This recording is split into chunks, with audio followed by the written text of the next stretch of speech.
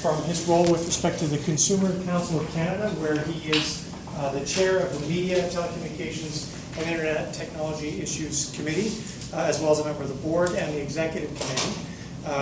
But in addition to that, he has had a long career as a chartered accountant, eventually working for KPMG and in the Bahamas. That was a nice gig there.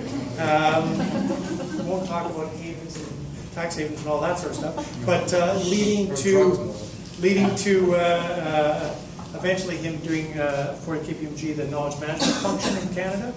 And now he is the chair, or the convener, of the ISO group that's developing a standard pertaining to online reputation. So he, in short, has got his fingers in the standards pile, the CA pile, and clearly in the consumer pile. So without further ado, I want to pass things over to Howard, and then we'll have an open discussion. It's rare, or dare I say, unheard of, that somebody leaves KPMG after a quarter century and comes out as a zealous consumer advocate. So clearly I developed that after I left the firm. I really want to bring two things today. One is a bit of the sense of what consumer rights and responsibilities are and how we see that as at the council, and also a bit about the research we did about the time that the standard came out regarding corporate social responsibility. I was not involved in that. I joined afterward, but I do have an understanding of what was done and some of the findings, and I want to go over those briefly to give you a sense of how, as you start to see it being implemented more, give you a consumer perspective on that. So the whole issue of consumer rights really started about 40, 50 years ago with a speech by JFK in '62. He brought out 4 consumer rights, and the UN added 4 about 20 years later. And it's those rights that the Consumer Council brings its perspective and its representation around. But we also bring, I think, a different view, which is we're focused on the consumer, but we don't want to focus just on the consumer. We think it's best for the consumer if they are involved in a better marketplace. So it's how do we improve the marketplace with a consumer lens. So it's not just what consumers can do, but what business can do and what government can do working together. And we also believe that consumers have responsibilities, not just rights. So just to go very briefly through those 8 rights and our view of what some of the responsibilities are for those, and the 2 of those that are more directly affected by ISO 26000, and where, like I say, it most applies in those rights. So the first is the basic needs, the rights to basic goods and services, and we have a responsibility to use those appropriately. That's one of the more simple ones. But safety is the right to be protected against goods or services, and then consumers have a responsibility to read instructions, and take precautions. And why don't we? I don't know. I do not understand. But that's key, and I think the responsibility is a key part of all of these. Information, the right to be given the facts needed to make an informed choice. But also, we have a responsibility to search out and use available information. Fourth one's around choice, the right to choose products and services at competitive prices and satisfactory quality, but also to make informed and responsible decisions. So I look at some of the stuff I buy on eBay the odd time, and I think it's not really that informed decision, and maybe it's not the best one to make. Representation, the right to express consumer interests in the making of those decisions, but also the responsibility to make your opinion known. So if you look on the internet today, there's a 99-1 rule. 90% of people are, let's look at Yelp, 90% of the people are lurkers, 9% of the people contribute sometimes, and 1% of the people contribute most of the material for the Yelp Elite Brigade or Elite Squad. And that's common amongst many areas of contributing long-form type information to the internet.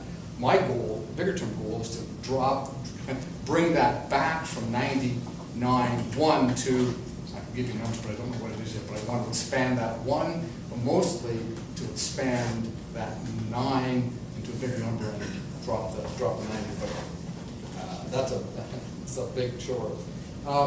Redress, the right to compensation for misrepresentation, but also the right to fight or responsibility to fight for that quality. And in the online consumer, under 2 minutes left, so I better read. fight for that quality. Consumer education is another one.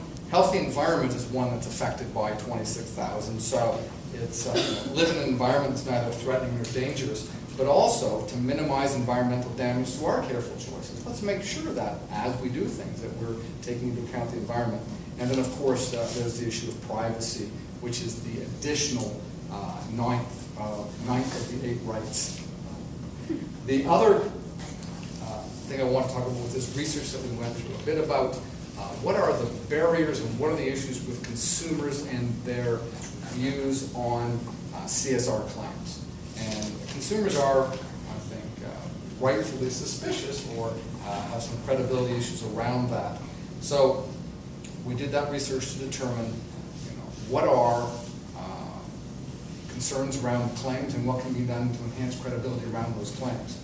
So some of the barriers that we found from a consumer point of view was many of them figure that the price is a big barrier. It's going to cost more to buy goods that are more environmentally friendly and more adherent to the CSR approach. And the standard issue, too much information, too little time. Affects everything. Well, I can't figure it out. I'll just buy something because I can't deal with it all. A lot of people don't find it relevant. What's the relevance of CSR to these products? I don't see why that purchase really has an effect from CSR. Really is, there's a connection. People don't see that. And when they do see the connection, they also don't think that the quality is good enough. Yeah, well, I know it's supposed to be better, but this paper just isn't as thick. It doesn't feel as good. This thing doesn't work as well. It's not as smooth. The material doesn't feel as good. And people have a real concern over the quality. And a big one is lack of trust towards social responsibility related claims. People do not trust organizations, and largely with good reason. So there's that level of trust that sort of permeates everything, including CSR. Lack of access and awareness of socially responsible, focused products and services. So people aren't aware of where there are products available, and sometimes they have trouble getting to them. Don't make them available everywhere. It can be more expensive to produce. Any number of reasons why they're not as available. And another key was confusion about social responsibility claims and labels. People understand food labels, but other labels, organizations are not as clear, or they don't make it in such a way that people can understand them as well.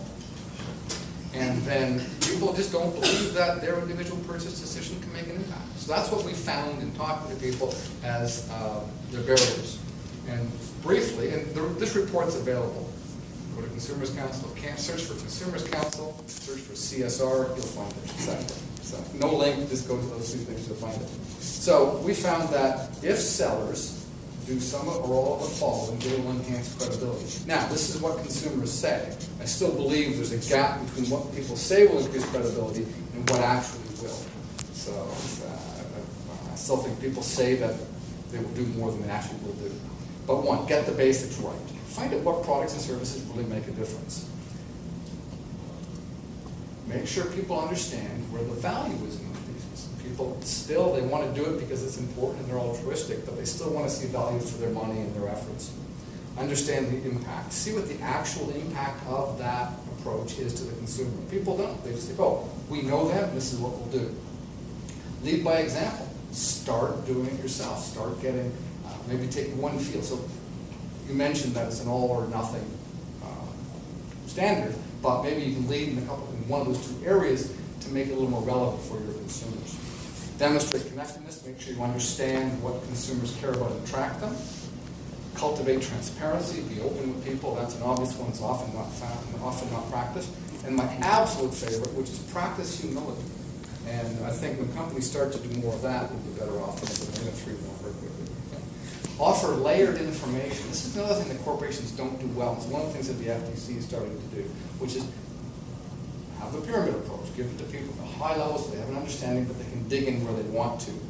Operate with consistency. Make sure that throughout your chain and throughout your supply chain and your marketing and all your various areas and geographies and industries and disciplines, that you have a similar approach. You don't cherry pick amongst them, even though overall you've got the standard approach. And partner with others. Like organizations, like consumer organizations, and there's the Consumers Council, there's PIAC in Ottawa, there's a number of organizations, they get involved with that. Work with them, where they can bring some credibility to your organizations. And